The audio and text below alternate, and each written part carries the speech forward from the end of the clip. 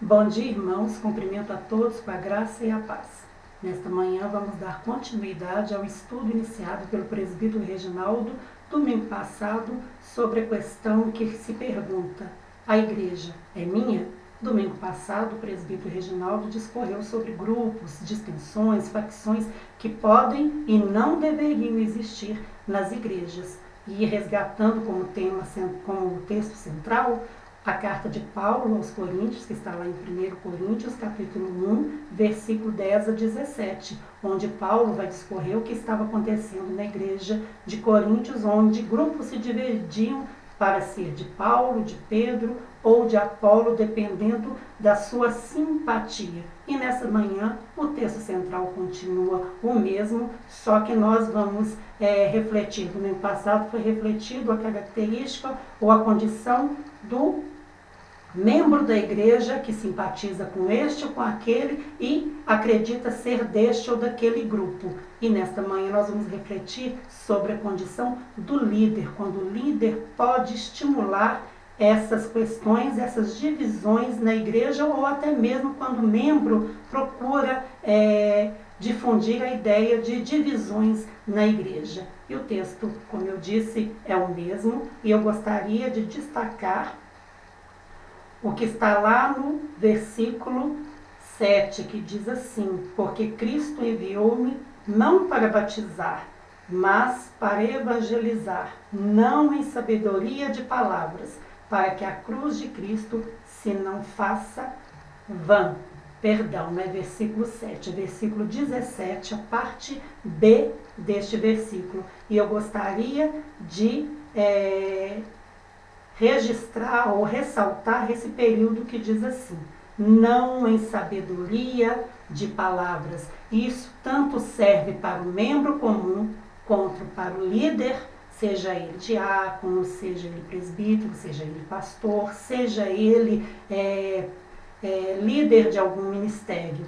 Então Paulo, naquela época, e isso foi muito bem dito pelo presbítero Reginaldo, em Sabedorias de Palavras, que Paulo estava contrastando o discurso grego, que na época fazia toda uma retórica e persuasão para que os seus ouvintes fossem convencidos daquele discurso. E o discurso do Evangelho não é assim, não é através de palavras, mas de sentimentos e de provas, ou aquela prova que Jesus deu na cruz a todos nós. Então, para, como se diz, diferenciar, Paulo faz essa chamada, que é, como o presbítero disse semana passada, né? A escola grega ela era muito valorizada, o discurso grego, a sabedoria grega, a retórica grega, ela era muito valorizada. Então quem falava muito bem tinha talvez mais aceitação, mais seguidores ou mais simpatia. E ele diz que não é por esta sabedoria de palavras, mas pelo poder da cruz de Cristo. E isso qualquer um pode levar quando há identidade com esta cruz de Cristo e quando há também humildade para aceitar essa mensagem da cruz de Cristo e quando há uma fidelidade a esta cruz de Cristo. E nessa manhã, falando mais específico para os líderes. E nessa manhã a gente vai tentar discorrer ou refletir sobre que é personalidade, né? Semana passada também foi um ponto que foi trazido, né, o culto à personalidade, e diferenciá-la um pouco, porque a gente tem que aprofundar, por isso que as lições vão caminhando, para a gente aprofundar personalidade e o que é personalística, ou seja, o que o líder coloca enquanto sua personalidade ou um culto ao personalístico, ou seja, as suas características próprias que vão dizer mais do que as palavras de Cristo. E aí nós temos, o que é personalidade? Né?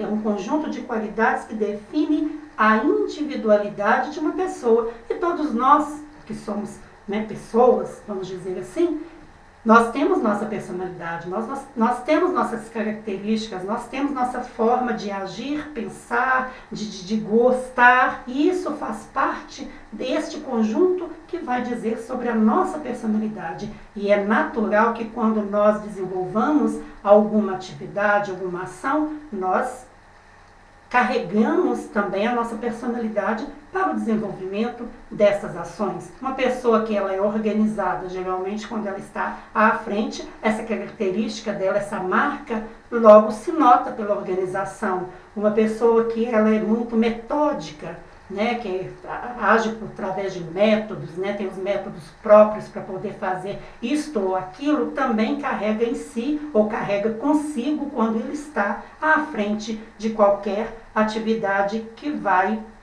trazer, né, para o seu encargo para fazer.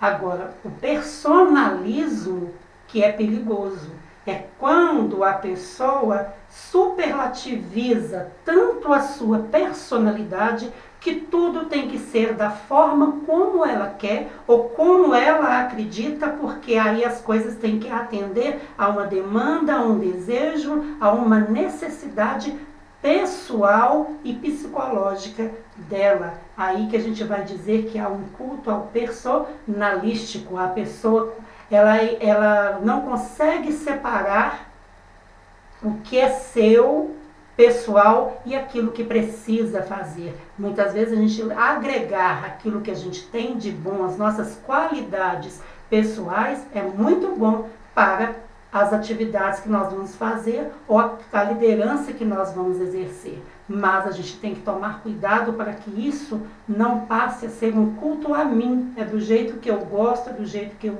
acho que tem que ser, ou que eu acredito, ou que eu creio, e aí eu começo a criar normas e regras que podem ser minhas próprias. Isto é um culto personalístico, ou seja, é uma exacerbação das minhas qualidades, fazendo com que ela tome todo o cerne e todo o propósito daquilo que a gente vai fazer.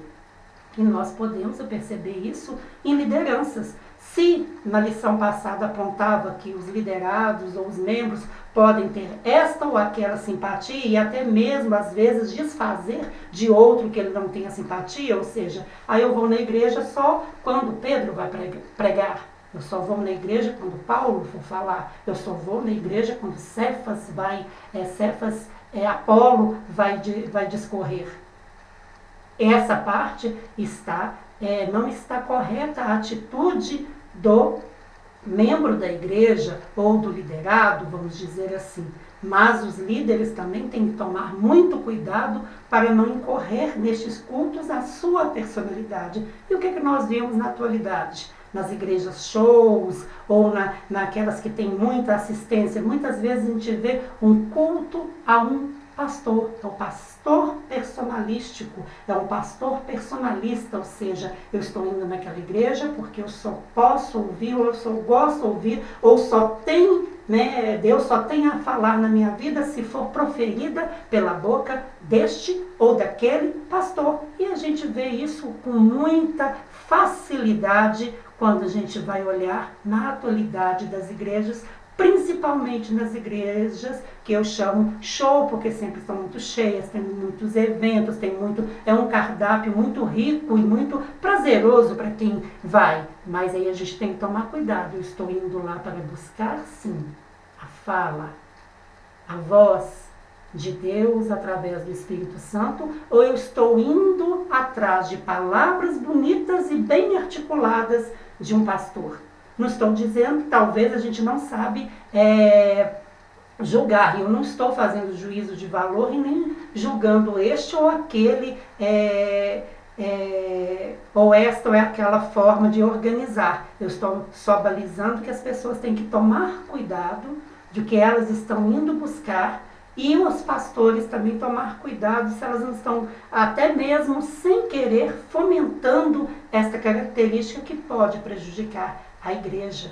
Então, muitas vezes, esse pastor personalístico, ou esse pastor que usa a sua personalidade muito exacerbada, ela quer criar para ele uma forma ou uma espécie de mito ou de um herói, né, um herói religioso, um mito, onde todos vão buscar algo ouvir e receber dele.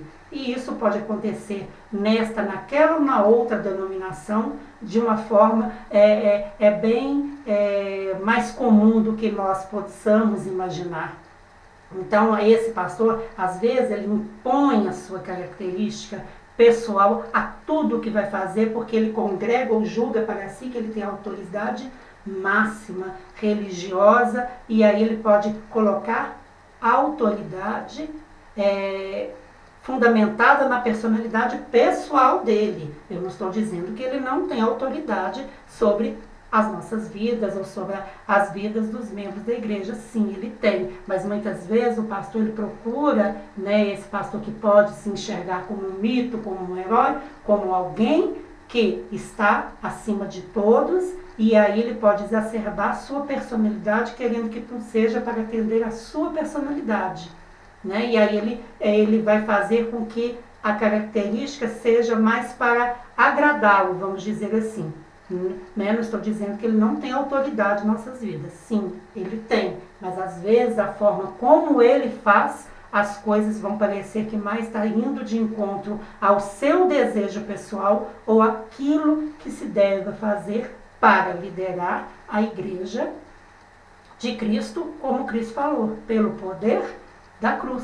Como Cristo não, como Paulo disse aos Coríntios, né? Que não pelo poder das palavras, mas pelo poder da cruz.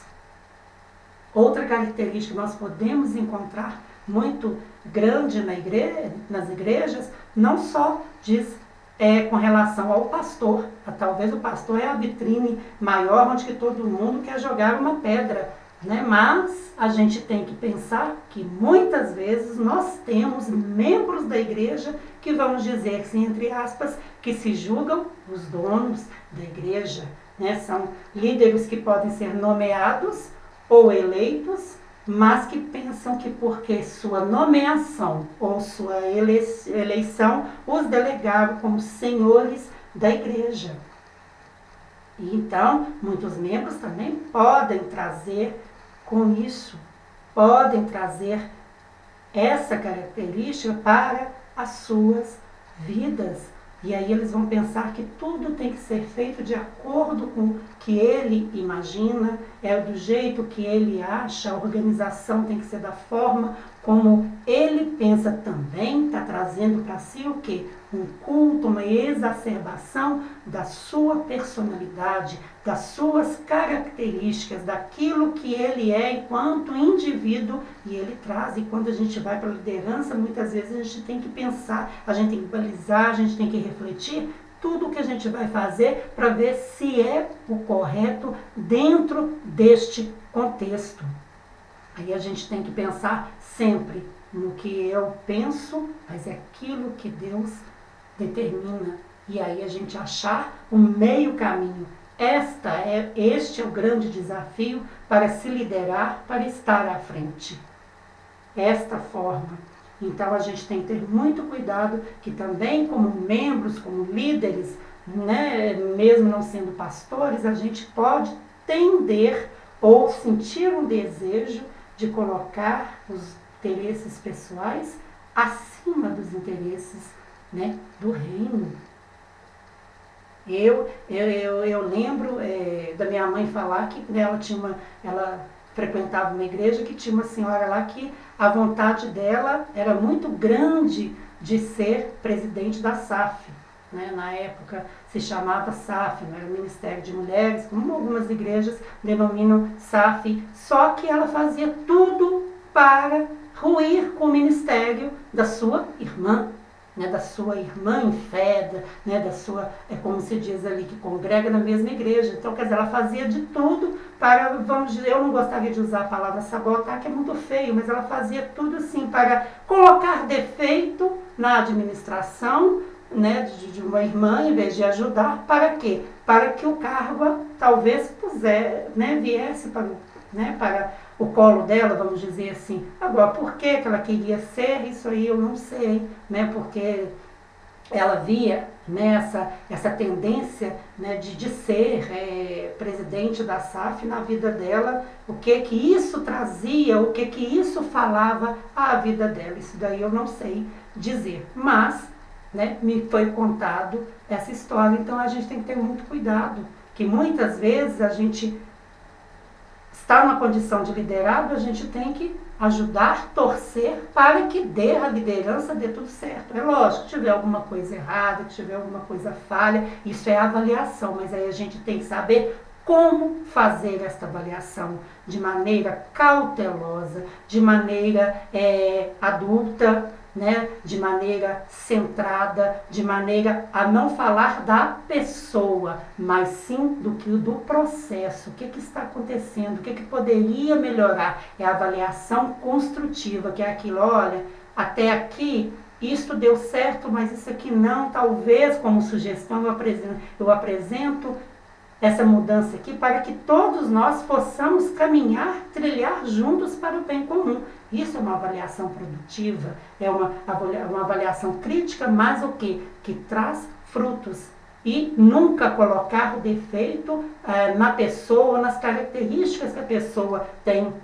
Às vezes a pessoa não tem, como se diz, não sabe, como vamos dizer, não tem uma habilidade oral para falar muito bem, ela está na liderança, mas aquilo não é requisito padrão e as pessoas vão dizer assim, nossa, não sabe se comunicar, ou às vezes não sabe escrever corretamente, mas isso também não quer dizer nada no reino de Deus, é por isso que Paulo chama atenção, não com força de palavras, isso é para o mundo que a gente vê, e aí é pelo poder da cruz, e logo mais, continuando o capítulo, se a gente vai perceber, ele vai contrastar o quê? A loucura da Bíblia para os homens, a loucura da cruz para os homens. Então é isso, às vezes uma pessoa iletrada, ela consegue liderar muito bem, habilmente, um ministério na igreja, porque ela é guiada verdadeiramente em comunhão humilde com o Espírito Santo, e aí ela consegue estabelecer muito mais e conseguir muito mais do que a gente poderia,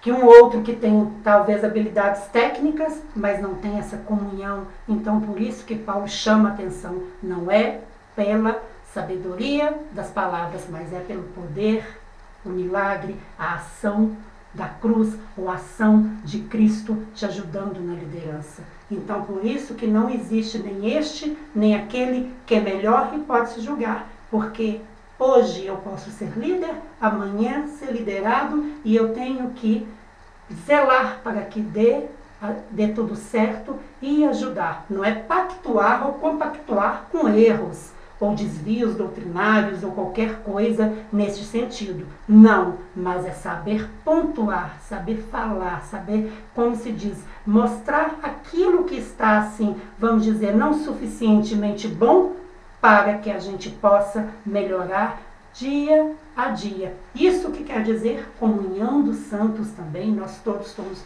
irmãos na fé, somos da mesma família, somos do mesmo corpo, para que a cabeça possa reinar, que é Jesus Cristo. Por isso que não pode ter essa condição de dono da igreja.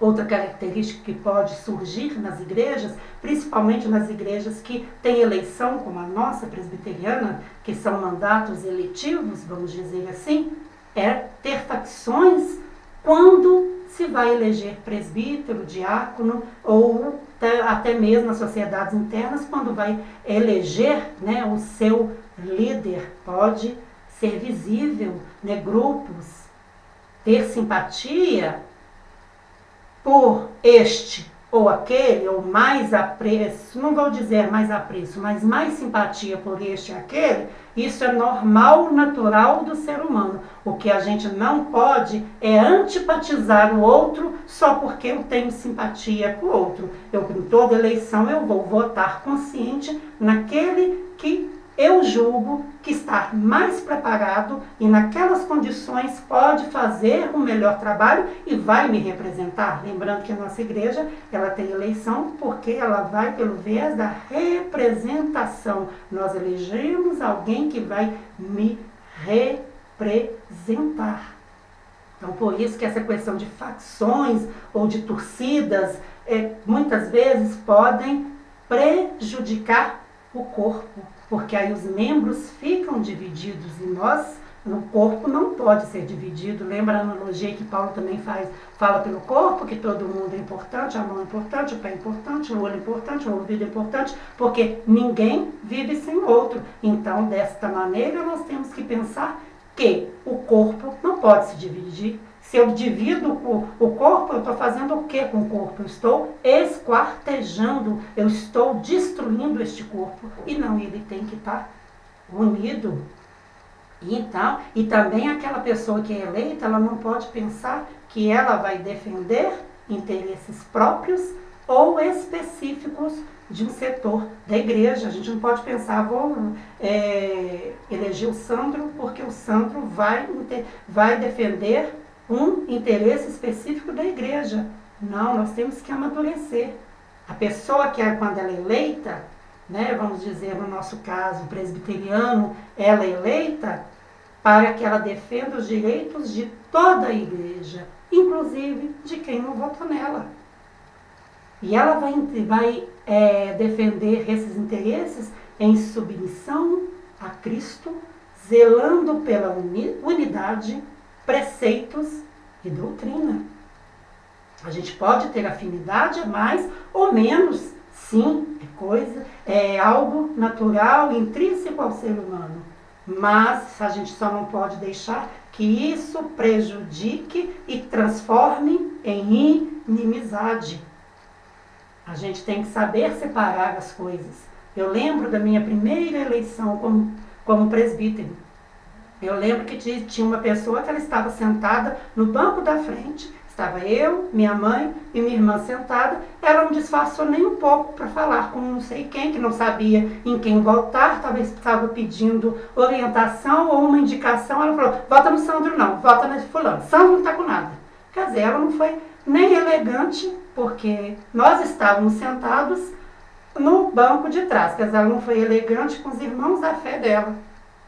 Se ela tinha mais apreço ou outro, ela deveria ter sido um pouquinho mais educada. Mas Deus está no controle de tudo. Eu já estou no meu 3º mandato. Nem ela e nem o candidato dela, não sei por que motivo, se perderam no meio do caminho, não estão mais na igreja. Espero que eles estejam em alguma.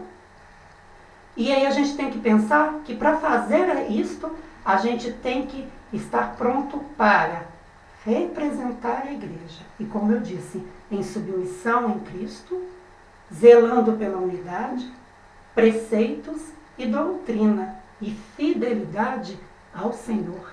A nossa fidelidade tem que ser a Ele. Nós recebemos um mandato eletivo, mas a nossa fidelidade é Ele e representamos a igreja nestas condições. Então a gente precisa ter essa clareza. Que facções, a gente só tem que tomar cuidado, principalmente em época de eleições, que ela não divida e distancie os membros, porque só quem vai perder é o corpo, porque mandatos passam, pessoas podem passar, situações podem mudar, mas o corpo tem que ser preservado, para que a cabeça possa reinar. E novamente eu digo, quem deve reinar é Cristo, e não a pessoa X, Y, Z, não a família A, B ou C, não esta ou é aquela teoria. A nossa teoria, vamos dizer assim, está escrita de Gênesis ao Apocalipse, e nós temos também as nossas constituições da nossa igreja. É ali que está o cerne, ali que está, como se diz, toda a base que nós vamos agir, e não em achismos ou apressos desta e daquela maneira. E falando agora para a liderança, a liderança muitas vezes ela pode, até mesmo sem querer, vamos dizer assim, fomentar que haja divisões, que haja facções, que haja simpatias, antipatias, que hajam apreços e desapreços para o quê? Para o culto à personalidade, ou o culto personalístico possa se valer mais, e não é isso que a gente precisa ter dentro da igreja. uma coisa que pode comprometer também com a liderança e ele pensar que a igreja pode ser dele, são líderes que apresentam essas características, né? Desconhecimento das escrituras e ignorância doutrinária, né? Nós, quando vamos liderar, quando a gente tem que ter um conhecimento base, né, das escrituras e também das doutrinas que nós professamos. Se eu sou presbítero da igreja presbiteriana, eu tenho que habilmente, pelo menos o mínimo da doutrina presbiteriana, eu tenho que saber, né, falar dela para quê? Para a unidade da igreja.